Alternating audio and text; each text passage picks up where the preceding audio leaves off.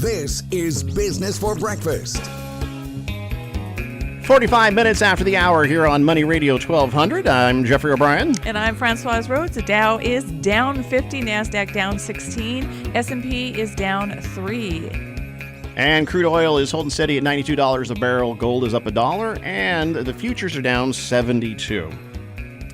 Well, this morning, we have with us from San Francisco, Harry-Todd Astrov. He is an expert in all things taxation. We're going to talk about maximizing your profits, the tax considerations for California companies operating in Latin America and other places abroad. He's a former senior tax counsel for Chevron.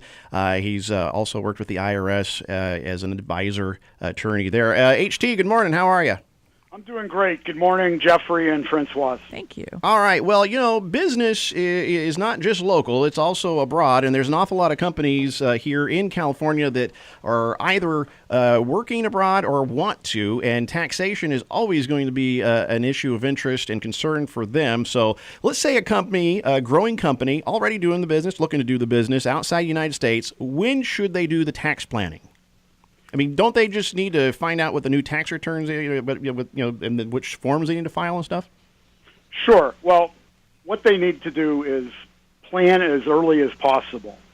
To put it in context, remember, taxes are cash.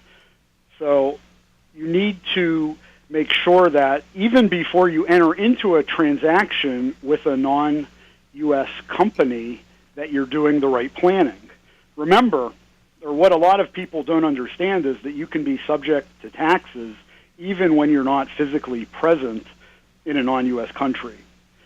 Also, it's important to know that planning needs to be done to get the economics right. If there are taxes, if you have unexpected tax liabilities that aren't factored into your pricing, then you're going to run into big problems and surprises. Really, Jeffrey, you need to look at your proposed activities even down to the type of transaction that you're going to be doing. Right. Good morning, HT. And can you give us some examples of the types of questions companies should be asking? Absolutely, yes. First off, will there be withholding? What you want to know is when you get your payment from the customer, are you going to get the amount that you expect? So think of the amounts that are withheld from our paychecks. We're not crazy about it, and apply that in a business context. So let's say you have great news, you landed a $100,000 contract to provide some sort of services to a Chilean company. You get your check after the services are provided, and the check is for $65,000. You're going to be looking and saying, well, where's my other $35,000? Well, you call the Chilean company and they say, oh yeah, we remitted $35,000 on your behalf to the government of Chile. Here's your tax receipt. Now, are you going to be happy?